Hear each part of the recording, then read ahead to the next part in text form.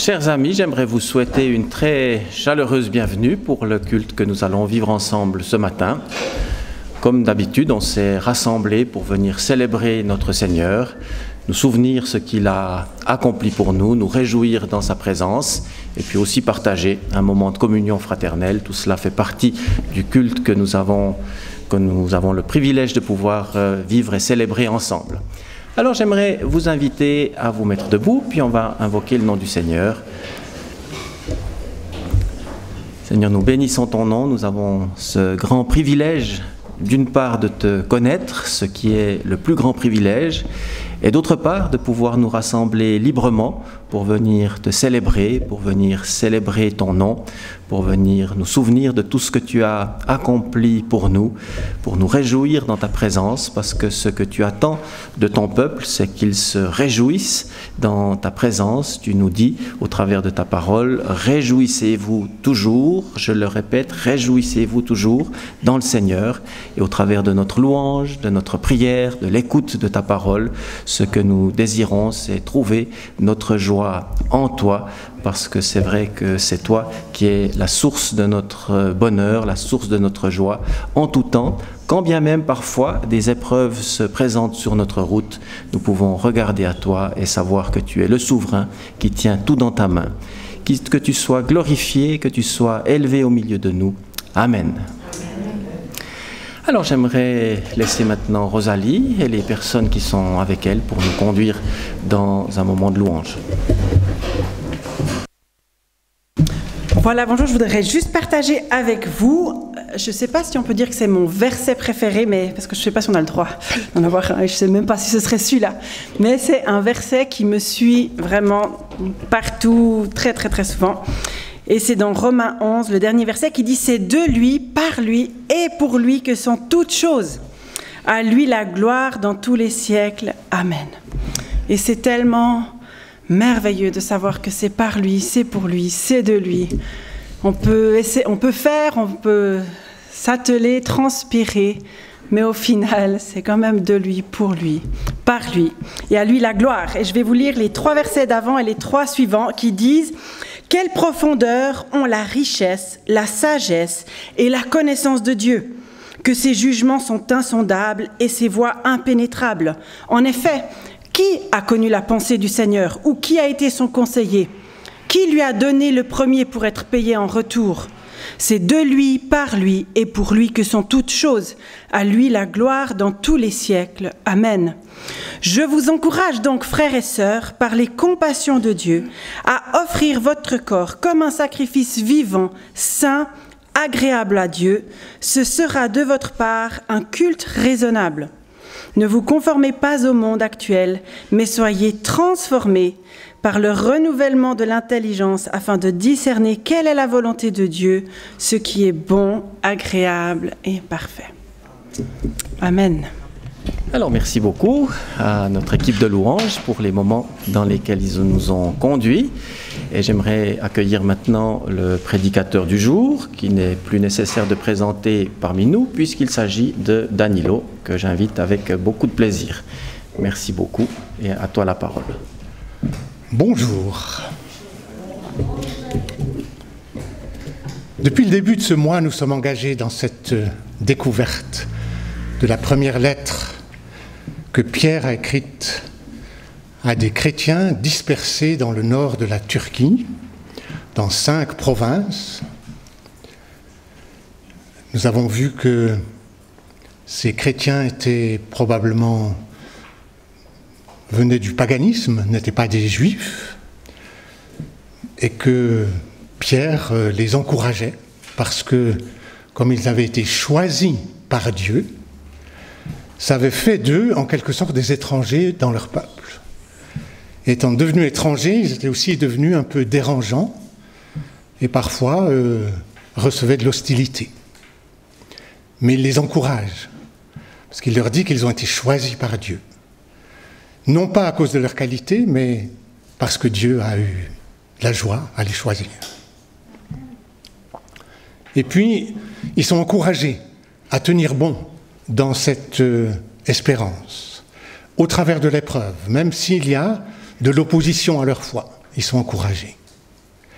Et puis, la semaine passée, nous avons vu qu'il leur donnait des exhortations, 3 concernant les pensées, la discipline de la pensée, ne pas se laisser distraire. Je ne sais pas si vous avez pratiqué ça cette semaine. Ne pas se laisser distraire de l'espérance qui nous est donnée, mais rester attaché à la grâce. 3 qui concernent plutôt le comportement, chercher la sainteté, parce que Dieu est saint. Et puis la dernière, qui était de s'aimer les uns les autres, donc qui donne cette coloration communautaire. Alors on continue dans cette découverte. Je prends un tout petit peu du passage de la semaine passée pour introduire celui d'aujourd'hui. 1 Pierre, chapitre 1, verset 23. En effet, vous êtes nés de nouveau, non pas d'une semence corruptible, mais d'une semence incorruptible, grâce à la parole vivante et permanente de Dieu.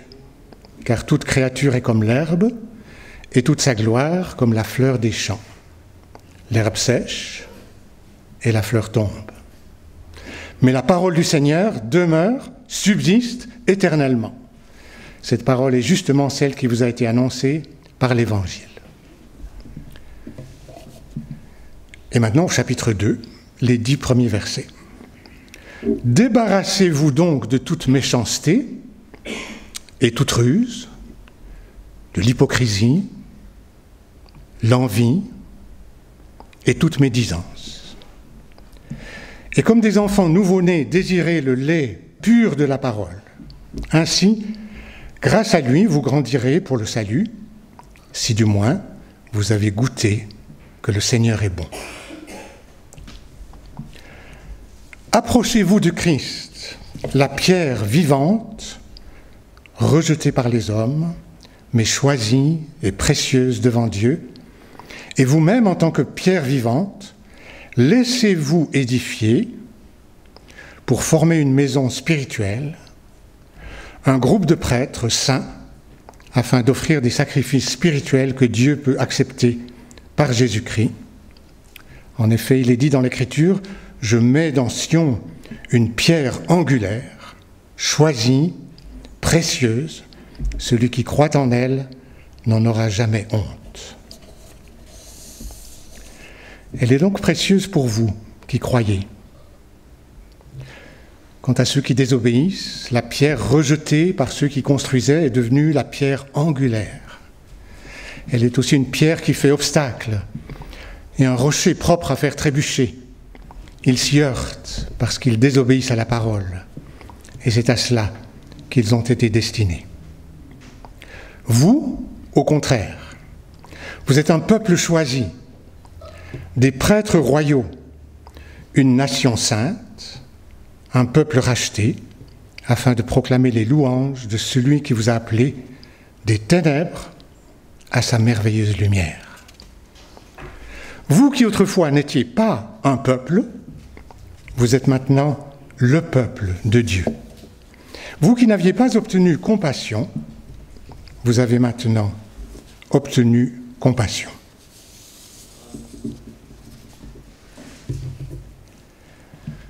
Nous te prions, Seigneur, que cette parole soit une nourriture qui nous fait grandir dans la foi. Nous te prions que tu l'appliques dans nos vies.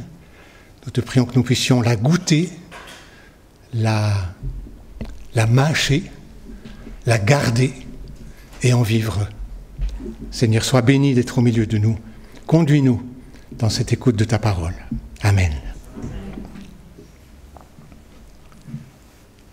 J'ai repris sur le passage précédent de 1 Pierre 1, ces versets où il est dit que nous sommes nés de nouveau par une semence impérissable. Tout au début du chapitre 1, Pierre avait déjà dit que nous sommes nés de nouveau par la résurrection de Jésus. Et là, il dit que nous sommes nés de nouveau par une semence impérissable, la parole vivante et permanente de Dieu. Et je me suis demandé, si vous êtes né de nouveau par une parole, par la parole vivante et permanente de Dieu, est-ce que vous vous souvenez de quelle parole il s'agissait quand vous êtes né de nouveau? J'ai fait un tout petit sondage, j'ai demandé à 2 ou 3 personnes de nos frères et sœurs de l'Église s'ils se souvenaient de cette parole, et 2 personnes m'ont dit que la parole sur laquelle elles ont pris leur décision de suivre Jésus, de naître de nouveau, c'était cette parole de Jésus: « Je suis le chemin, la vérité et la vie ». Quelqu'un d'autre m'a dit que la parole qui l'a touché, qui l'a fait entrer dans le royaume de Dieu, c'était « Je me tiens à la porte et je frappe. Si quelqu'un entend ma voix et m'ouvre la porte, j'entrerai chez lui, je souperai avec lui et lui avec moi ». Alors ce n'est pas pour faire des statistiques, ce n'est pas pour savoir quels sont les versets qui marchent le mieux, c'est juste pour nous émerveiller de se dire que cette parole qui tient en 10, 15, 20 mots, elle a été une semence, comme ces semences qui tombent entre 2 pavés, et entre 2 pavés vous fait sortir une plante, quoi. Des fois vous avez une dent de lion qui pousse entre 2 pavés. Et là vous avez la vie qui est sortie de 20 mots, et ces personnes, 30 ans plus tard, elles sont encore des enfants de Dieu. Elles louent Dieu. Donc cette parole, c'est une semence impérissable. La parole vivante et permanente de Dieu. Naître de nouveau, au travers d'une parole, au travers de la résurrection de Jésus, c'est une expérience personnelle. Dans notre civilisation occidentale, en général, c'est une expérience individuelle qu'on fait comme ça tout seul, ou bien juste avec son pasteur, ou bien, voilà. Vous, il n'y a pas beaucoup encore d'Africains avec nous ce matin. Je me demande si, parfois en Afrique, c'est pas tout d'un coup le père de famille qui décide de devenir chrétien, et blam, toute la tribu vient. Ce serait magnifique, ça aussi. Ça s'est passé quelquefois comme ça dans les Actes des Apôtres. Pierre a été appelé chez Corneille, et Corneille a écouté la parole de Dieu, et tout d'un coup, le Saint-Esprit est descendu sur toute l'assemblée. Toute la maison, toute la maisonnée rassemblée a été amenée au Seigneur. Une conversion globale. Je trouve que ça, c'est magnifique aussi. Chez le centenier de Philippe aussi. Paul lui a dit, « Crois au Seigneur Jésus, tu seras sauvé, toi et ta famille. » Et puis il a baptisé tous les gens de la maison. Si seulement on pouvait encore vivre des choses comme ça aujourd'hui. Mais, à partir de cette expérience personnelle, nous sommes appelés dans le passage d'aujourd'hui à quelque chose qui est plus communautaire, à une démarche plus communautaire. Et c'est par cela que j'aimerais commencer, ça se trouve au centre de notre passage, c'est le chapitre 2, verset 4, où il est dit « Approchez-vous de Christ ». Et là, on pourrait afficher seulement ces mots-là, « Approchez-vous de Christ ». En fait, vous êtes à quelle distance de Christ? Puisque vous devez vous approcher. Dans notre groupe de maison, on lit l'évangile de Jean, un chapitre par fois. Et quand on était au chapitre 10, la personne qui animait le groupe est venue avec des images. Ces images dessinées à la main, noir et blanc, toutes simples, différentes images de bergers et de troupeaux. Il y avait un berger qui marche et puis un troupeau qui marche derrière. Il y avait un berger assis et puis les brebis qui sont autour, qui broutent autour. Et puis d'autres images encore, du même type. Et elle nous a dit, je vous propose de choisir une image et de partager où vous êtes dans l'image. Alors moi j'ai pris le troupeau qui marche, Jésus qui est devant, je me suis dit, il y a sûrement des gens plus près que moi. Je pense que je suis pas tout derrière, je suis pas tout devant non plus. Et combien j'étais touché de ce que quelqu'un dans le groupe choisisse l'image de Jésus assis sur une espèce de grosse pierre, avec un agneau sur les genoux. Sur les genoux. Approchez-vous de Dieu. Approchez-vous de Christ. C'est ça que Pierre dit à ses croyants. Alors, est-ce que vous pensez que vous pouvez encore vous approcher? Est-ce que vous désirez vous approcher? Et qu'est-ce qu'il faut faire pour s'approcher? Quels aménagements, quelles habitudes faut-il adapter pour s'approcher encore?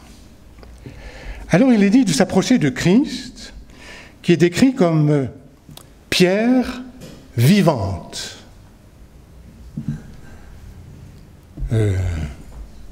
Des pierres, il y a beaucoup, c'est beaucoup de pierres. Au bord du chemin, sur la montagne, dans le jardin, il y a toujours des pierres, il y a partout des pierres. C'est très commun, les pierres. Mais vivantes, ça pas tellement. Donc, Pierre, l'apôtre, a voulu faire un choc d'idées, là, en mettant ensemble pierre et vivante. Pour moi, la pierre, ça évoque d'abord, justement, ce caractère très commun. Et c'est vrai que Jésus est venu comme un simple homme, sans apparence. Il a pu vivre au milieu des hommes sans que forcément tout le monde s'aperçoive que le Fils de Dieu était là. Il est venu sans apparence. Mais un autre caractère de la pierre, c'est quand même ce qu'on ressent que une pierre, c'est toujours la même, quoi. Ça bouge pas. C'est solide. C'est indéformable. Incassable. Pas tout à fait, mais souvent, beaucoup. Bien qu'il y a des pierres dans les ruisseaux, dans les torrents, qui ont probablement subi des changements de forme. Si elles se sont arrondies comme ça, c'est pas du premier coup que c'est venu. Donc la pierre évoque à la fois cette solidité et cette rigidité, et puis Pierre dit, eh bien, Jésus est une pierre vivante, parce que tout ce que Dieu fait est attaché à la vie. Jésus est le pain vivant venu du ciel. Il est le chemin, la vérité et la vie. Il est la résurrection et la vie. Donc en Jésus, il y a toujours la vie. Et puis il y a encore ce dernier contraste, que cette pierre vivante, elle est choisie par Dieu, mais rejetée par les hommes. Et Jésus a vécu cela. Et Pierre nous le rappelle un petit peu comme en écho à ce qui était dit au début de l'épître. Puisque nous, enfin ceux à qui la lettre est adressée, sont justement des gens qui ont été choisis par Dieu et qui par cela sont devenus des étrangers et ont été rejetés. Et donc ils ont été rendus semblables à Christ en cela, toute proportion gardée.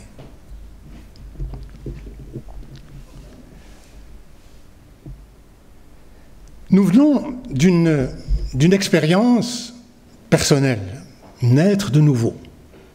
Nous avons vécu ça tout seuls, individuellement, personnellement. Mais nous sommes appelés à nous approcher de Christ, ce qui va nécessairement nous faire nous approcher les uns des autres aussi, pour former une maison. J'ai vu il n'y a pas très longtemps un documentaire sur le sud de la France, et il y avait là une forteresse bâtie au bord de la mer, entièrement entourée d'eau, et elle fait partie du patrimoine, alors il faut un petit peu la rénover. Et ce qu'il y a, c'est que les flots de la mer qui arrivent toujours contre ce socle de rocher usent ce rocher et usent les fondations de cette forteresse. Et comme on voudrait la conserver, on a mandaté une architecte du patrimoine. Ils ont fait tailler des pierres extrêmement lourdes qu'il fallait amener jusque sur place. Elles étaient taillées pour s'ajuster les unes aux autres. Et ça m'a touché de voir cette jeune femme architecte dire au tailleur de pierre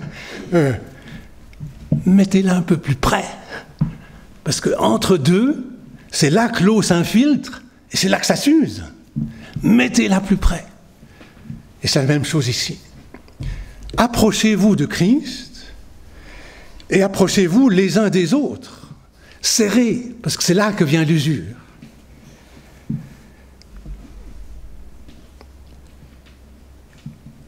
Ce qui est surprenant, c'est que nous sommes appelés du même nom que Jésus. Il est dit, approchez-vous de Christ, pierre vivante, vous comme des pierres vivantes. Donc on reçoit le même nom que lui. En fait, pour Dieu, avec une pierre angulaire, si belle soit-elle, si solide soit-elle, si majestueuse soit-elle, on ne fait pas une maison. Pour une maison, il faut beaucoup de pierres, et il faut que ces pierres s'alignent sur la pierre angulaire. Et l'objectif de Dieu n'était pas d'avoir des pierres jolies par-ci, par-là, dans la nature, mais l'objectif est de faire une maison. Et une maison dans les deux sens du terme. Une maison comme un édifice, c'est dans ce sens-là qu'on comprend qu'il est important que ces pierres soient ajustées les unes aux autres, mais aussi une maison dans le sens d'une maisonnée, c'est-à-dire faite de personnes.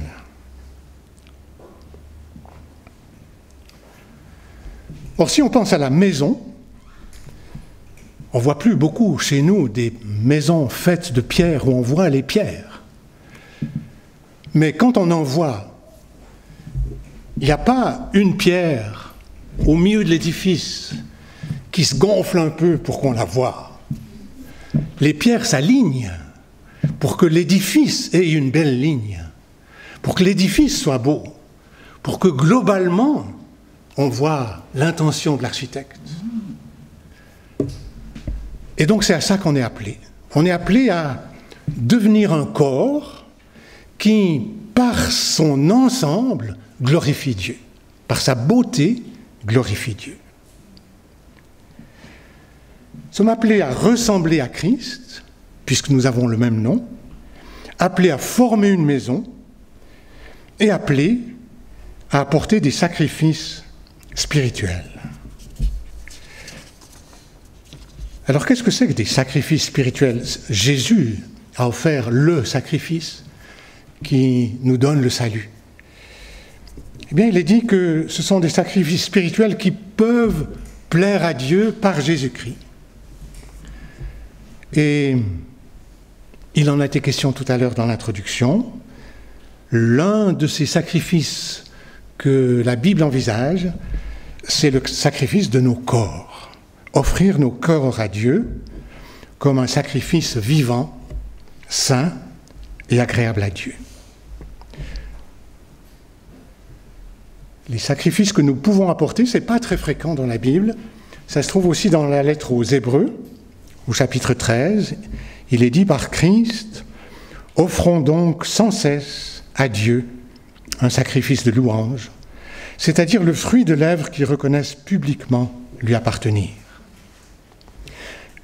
Et n'oubliez pas de faire le bien et de vous entraider, car c'est à de tels sacrifices que Dieu prend plaisir. » Donc je pense qu'une église équilibrée, c'est une église dans laquelle à la fois on célèbre Dieu par notre louange et à la fois on a des actions de faire le bien et de s'entraider. Je pense que c'est dans ce sens-là qu'on vit par exemple à la fête des moissons, qu'on apporte notre kilo de sucre, notre farine, nos pâtes, etc., pour que ceux qui en ont moins puissent en avoir un peu plus. ou bien qu'on fait nos paquets de Noël, ou d'autres choses encore. Car c'est à de tels sacrifices que Dieu prend plaisir. Maintenant, quand je vois « approchez-vous de Dieu », l'image que j'ai, c'est la réunion de prière, le cercle ici, le vendredi soir, et les chaises sont relativement écartées à cause du Covid. Et puis, toutes les chaises se remplissent, puis après vient quelqu'un qui vient sur le deuxième rang, et on lui dit « approchez-vous, c'est dommage, on n'est pas tous ensemble, approchez-vous ». C'est juste sympathique, s'approcher. Or, le texte que l'apôtre Pierre a choisi dans l'Ancien Testament pour justifier cet appel à s'approcher est un texte dramatique et pas du tout un texte juste sympathique. J'aimerais vous le lire. Le peuple d'Israël était dans un état dramatique et Dieu lui dit « Vous dites, nous avons conclu une alliance avec la mort. Nous avons fait un pacte avec le séjour des morts. Et quand le fléau débordera, passera, il ne nous atteindra pas, car nous avons la fausseté pour refuge et le mensonge pour abri. À cause de cela, voici ce que dit le Seigneur l'Éternel. Je mets dans Sion, en guise de fondation, une pierre choisie, angulaire, précieuse, solidement posée, et celui qui s'appuie sur elle sera en sécurité. J'ai établi la droiture comme une règle et la justice comme un fil à plomb. La grêle balayera le refuge de la fausseté et l'eau inondera l'abri du mensonge. Donc quand il nous est dit de nous approcher de la pierre angulaire, c'est pas juste pour faire sympathique. C'est une sécurité au milieu d'une tempête. Et cette tempête, ces gens qui ont fait des pactes avec la mort, je pense que c'est ceux qui nous entourent. Actuellement, je pense que ces choses se font dans le monde. On va faire ci pour éviter ça. On va faire ci pour éviter ça. Et quand la tempête arrivera, on fera ça. Mais le Seigneur dit, la grêle balayera le refuge de la fausseté et l'eau inondera l'abri du mensonge. Et donc, c'est un appel pressant de s'approcher de Christ, la pierre vivante et angulaire, choisie, précieuse. Et alors, une fois que ce centre de notre texte qui est posé, il y a encore 2 ou 3 choses autour que je vais ajouter, mais il me semble que si vous retenez l'essentiel, approchez-vous de Christ, la pierre vivante, vous-même comme des pierres vivantes, vous avez l'essentiel. Alors, avant cela, Pierre avait dit, verset 1, « Débarrassez-vous donc de toute méchanceté, toute ruse, de l'hypocrisie, l'envie et toute médisance. » Je n'ai pas de souvenir d'avoir entendu prêcher là-dessus, parce que les pasteurs pensent que vous êtes bien élevés et qu'il n'y a pas besoin de vous dire de ne pas être méchant. Mais c'est quand même écrit. Et donc c'est que parfois, il peut se glisser dans nos pensées des choses comme l'hypocrisie, la ruse, l'envie parfois, la médisance. Et Pierre ne fait pas de longues histoires là-dessus, il dit « débarrassez ». Loin. Loin avec tout ça. Faites de l'ordre, faites les nettoyages. Et Pierre, c'est vraiment, c'est l'homme, ça doit être un terrien quand même. Il a les 2 pieds sur terre. Quand il dit enlevez ça, il dit mettez ça. Sitôt après, il dit et comme des enfants nouveau-nés, désirez le lait pur de la parole. Ainsi, grâce à lui, vous grandirez pour le salut. Si du moins vous avez goûté que le Seigneur est bon. Dans ces 10 versets que je vous ai lus, l'apôtre Pierre a fait 6 citations bibliques de l'Ancien Testament. Donc quand il dit « désirez comme des enfants nouveau-nés le lait spirituel et pur de la parole », lui en tout cas, il l'a fait. Tout ce qu'il dit, c'est puiser dans la parole, ici et là. 3 textes, je pense qu'il aimait bien les textes sur les pierres. Il y a 3 textes sur les pierres. la pierre rejetée, la pierre angulaire, 3 textes sur les pierres, et 3 autres. Et puis, comme une tempête apaisée, après avoir dit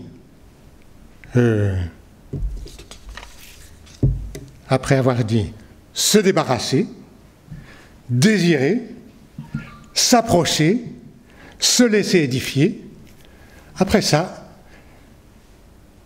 4 désignations de ce que nous sommes. Il n'y a pas besoin de faire ce que nous sommes. Alors il dit,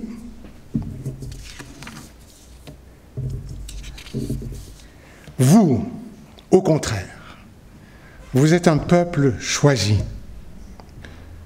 des prêtres royaux, une nation sainte, un peuple racheté, afin de proclamer les louanges de celui qui vous a appelé des ténèbres à sa merveilleuse lumière. C'est beau de voir qu'il utilise des mots qui étaient destinés à Israël. C'est Israël qui a été désigné comme peuple choisi. C'est Israël qui est constitué de prêtres royaux. C'est Israël qui est une nation sainte, un peuple racheté. Et il le dit à ces chrétiens qui ne sont pas juifs d'origine, probablement. Vous faites partie du même peuple. Ça ne veut pas dire que Israël ne soit rejeté. Au contraire, c'est dans la continuité. Et ce qui est dit en dernier, un peuple racheté, afin de proclamer les louanges de celui qui vous a appelé des ténèbres à sa merveilleuse lumière. Je verrais mal comment finir un culte avec ce texte sans qu'on ait maintenant un moment pour dire la louange du Dieu qui nous a fait passer des ténèbres à la lumière. Alors je proposerais qu'on chante de nouveau un chant qu'on a chanté tout à l'heure. Lequel? Adorons Dieu. Et puis, après ce chant qui nous met en route, chacun, avec vos propres mots, vous dites à Dieu la louange pour ce qu'il a fait en vous faisant passer des ténèbres à son admirable lumière. Amen. Alors nous arrivons maintenant à la fin de notre culte. C'est le moment de communiquer les annonces. Elles vont être affichées. Et cette semaine, donc, ce n'est pas la semaine des groupes maison, mais c'est la semaine où il y a le cours croissance. Mais avant cela, il y a donc, comme toujours maintenant, le lundi et le mardi, cette marche qui rassemble essentiellement des dames, mais qu'on appelle marche méditative, parce que durant une marche qui dure à peu près 1 heure, il y a la lecture et la méditation d'un psaume. Et ceci a lieu donc le lundi à 9h30 et le mardi à 9h, et le lieu de rencontre est à l'entrée du bois de Montcorp. Voilà, si vous avez encore des questions, vous pouvez vous adresser soit à Marie-Chantal, soit à Astrid qui sont ici. Et puis, donc, le mercredi soir, il y a le cours croissance qui continue et je crois se termine ce mercredi-là sur l'évangile de Marc. Donc, le cours aura encore lieu en ligne. Vous recevrez le lien à cet effet et vous pourrez vous connecter et suivre donc cette rencontre sans problème. Le jeudi à 14h, il y a la réunion de prière. Ah non, pas de réunion parce que c'est férié ce jour-là, hein. C'est l'Ascension, donc il n'y aura pas de réunion.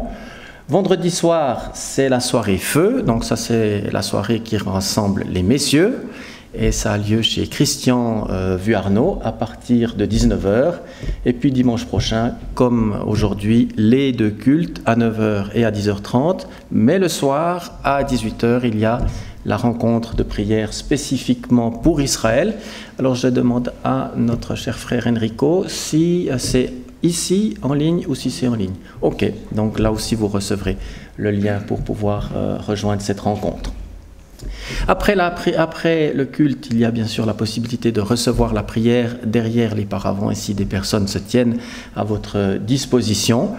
Et puis, c'est le moment de rappeler aussi qu'il y a, je ne sais pas si c'est moi qui fais ou si c'est toi qui fais, alors tu fais. Donc, le rappel pour le week-end d'église qui aura lieu cet automne. Alors, Fernand aurait très bien pu le faire, mais comme ça, il y a une autre voix, du coup, on se dit qu'est-ce qu'il va se parler. Mais on vous annonce déjà depuis des semaines, puis vous vous dites, mais c'est pas possible, on a compris que le 9, 10, 11 septembre, il y a un camp d'église. Mais ce que vous n'avez pas réalisé, c'est qu'on est fin mai, il y a le mois de juin, puis après, c'est les vacances d'été. Puis c'est pour ça que nous, on dit, mais avant les vacances, il faut vous inscrire, parce qu'en plus, de manière organisationnelle, il y a un nombre limité de personnes, et puis on doit quand même mettre en place beaucoup de choses pour l'organisation de ce camp, puis c'est pour ça qu'on insiste maintenant ces semaines. On se dit, mais n'oubliez pas, prenez un flyer à la fin, il y a les informations nécessaires, à savoir aussi que l'inscription, elle est valable dès qu'il y a un dépôt de 50 francs. On doit s'inscrire avec 50 francs. Et à partir de ce moment-là, l'inscription, elle est valable. Et puis les inscriptions se font auprès de Mona Kraus, qui est là derrière. Et puis, si vous avez des questions, n'hésitez pas à venir. C'est vers moi, vers Fernand ou d'autres membres du conseil. Et puis je profite que je suis là, que dimanche prochain, il y aura un petit culte pour les enfants. Donc, si vous avez des enfants dans votre entourage, dimanche prochain, c'est le petit culte. Merci beaucoup. On va se mettre debout pour la prière finale.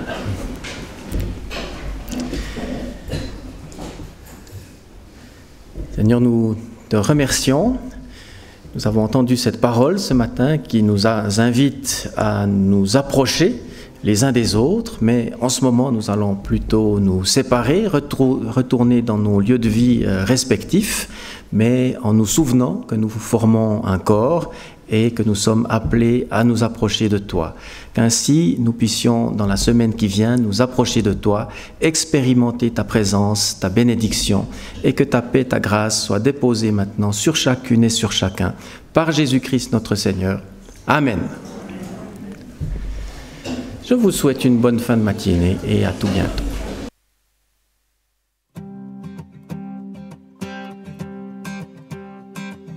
Quittant la gloire de ton ciel, tu es venu sur terre.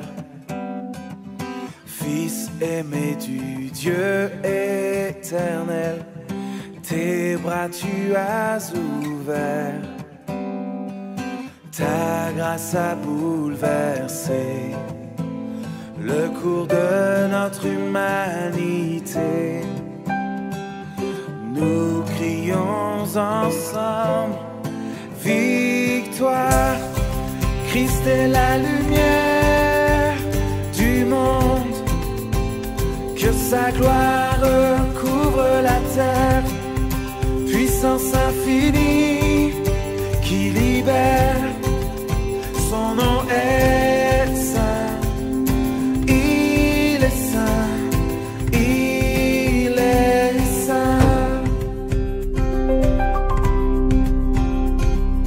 Nous les fils et les filles du roi, entonnons chaque jour un hymne de gloire et de joie, célébrant son amour.